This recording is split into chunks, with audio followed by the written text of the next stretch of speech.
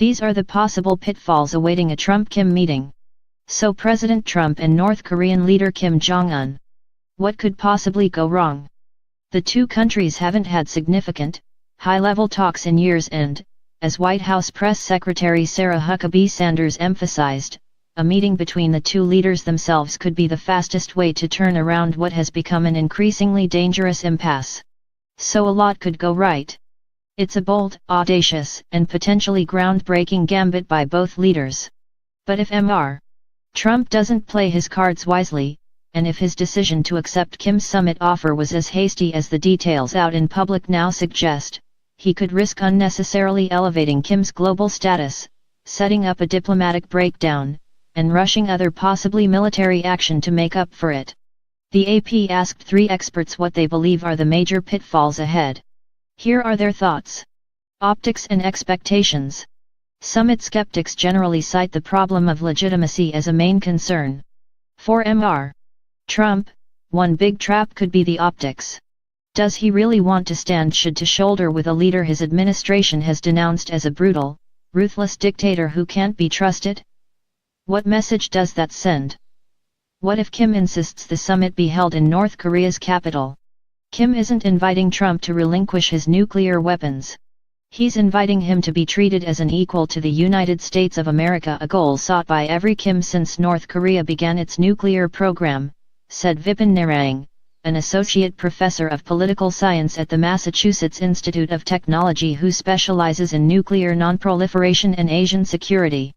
He said another big point is that while it's not necessarily so hard to simply set up a summit, going from no contact at all to the contacts at the highest level in such a short span of time the summit is supposedly to take place before can make it hard to gauge what accomplishments are realistic and what isn't.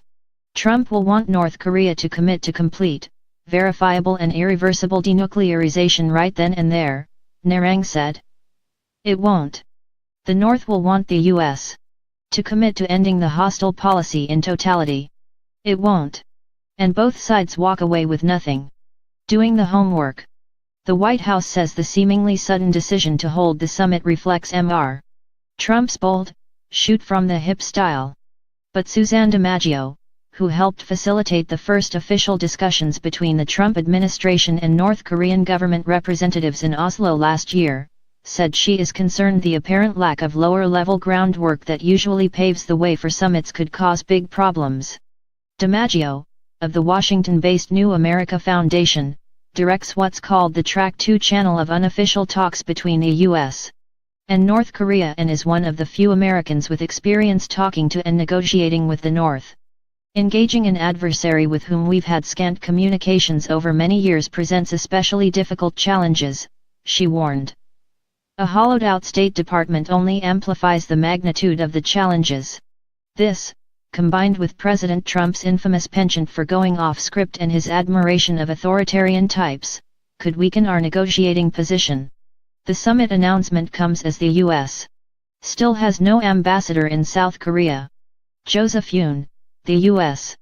Special Representative for North Korea and one of America's most experienced North Korea experts, recently retired.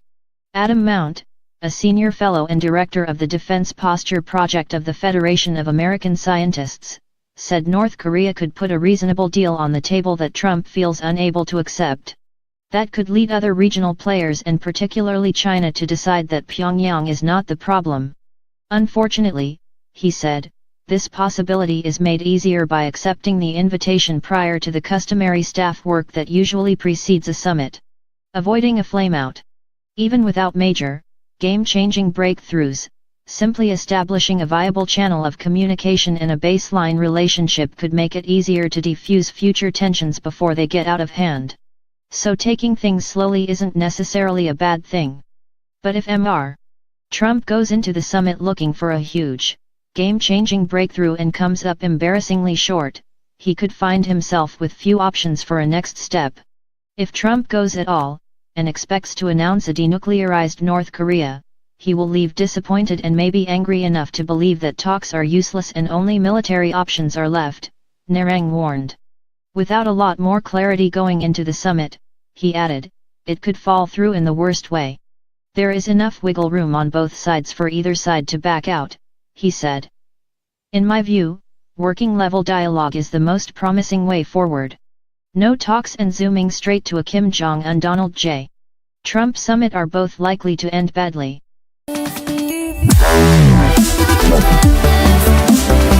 Wow.